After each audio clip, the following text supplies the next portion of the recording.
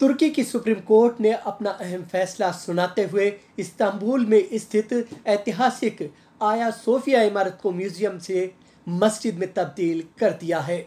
अदालत ने 1934 में कमाल अतातुर्क पाशा कैबिनेट के फैसले को भी रद्द कर दिया। करीब 1500 साल पुरानी ये ऐतिहासिक इमारत मस्जिद में बदले जाने से पहले काफी सुर्खियों में रही। न्यूज एजेंसियों के अनुसार तुर्की की सुप्रीम अदालत ने अपने फैसले में कहा कि एक समझौते के तहत ही आया सोफिया इमारत को मस्जिद में तब्दील किया गया था और इसका किसी और उद्देश्य के लिए इस्तेमाल कानूनी तौर पर मुमकिन और जायज नहीं है। अदालत ने अपने फैसले में यह भी कहा है कि 1934 में मुस्तफ़ा कमाल अतातुर्क पाशा और उनके मंत्री परिषद का फैसला पूरी तरह से गैर कानूनी था, जिसमें आया सोफिया इमारत को मस्जिद से म्यूजियम में तब्दील कर दिया गया था। तुर्की के राष्ट्रपति रजब तैयब एर्दोआन ने अदालत के फैसले का स्वागत किया है और आया सोफिया को म्यूजियम से मस्जिद में तब्दील किए जाने पर खुशी जाहिर की है।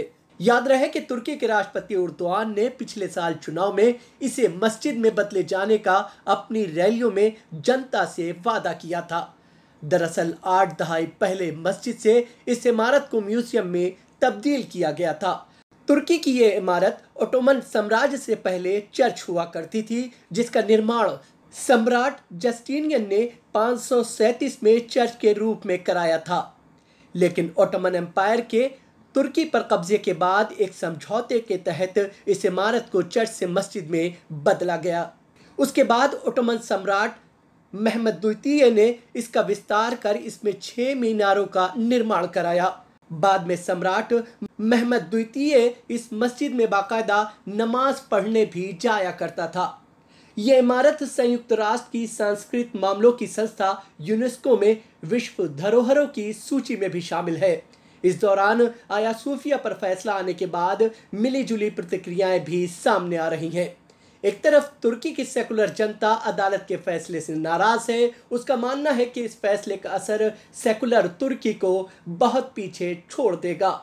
अदालत के फैसले के बाद एर्दोआन समर्थक इस्लामवादी पार्टियों के सैकड़ों कार्यकर्ता आया सोफिया के बाहर एकत्रित हो गए, जहां उन्होंने एर्दोआन के हक में नारेबाजी की। साथ ही आया सोफिया मस्जिद में अजान भी दी गई। वाज़ेह है कि यह मस्जिद तुर्की के सबसे लोकप्रिय पर्यटन स्थलों में से एक है। तुर्की सरकार ने वाज़ेह किया है कि मस्जिद के स्ट्रक्चर से कोई छेड़छाड़ नहीं की जाएगी।